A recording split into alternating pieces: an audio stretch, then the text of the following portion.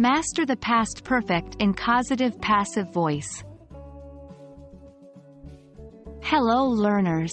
Welcome back to our English language learning series. Today, we are going to discuss a very interesting topic that will take your grammar skills to the next level.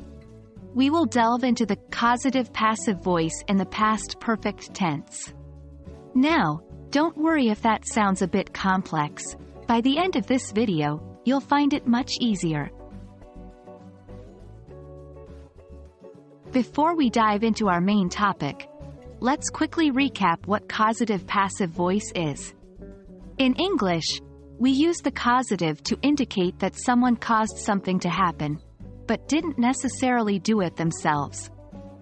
And when we use this in the passive voice, the focus shifts to the action or the receiver of the action, rather than the person who initiated it. For example, in an active causative sentence, you might say, "I had the mechanic fix my car." But in the passive causative, you would say, "My car was had to be fixed by the mechanic." Now let's move on to understanding the past perfect tense. It's used to describe an action that occurred and was completed in the past before another past action took place. It's formed with had plus past participle. For example, I had finished my homework when my friend called. Now, let's combine these two concepts and explore the causative passive voice in the past perfect tense. This form is used when an action was caused to happen by someone else before another action in the past.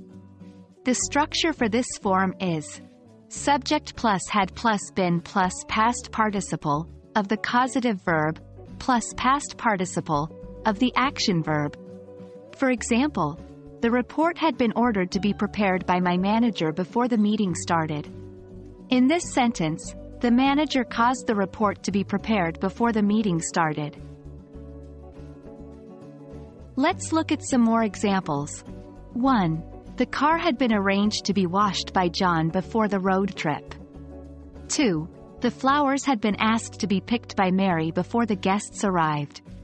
In these examples, you can see that someone caused an action to be done before another action in the past. Now, it's your turn to practice. Try to form some sentences using the causative passive voice in the past perfect tense. Remember, the more you practice, the better you'll get at it. Well, there you have it. That's all about the causative passive voice in the past perfect tense. We hope you found this video helpful and interesting. Remember, understanding these advanced grammar rules will help you express complex thoughts and ideas more clearly. Keep practicing and see you in the next video.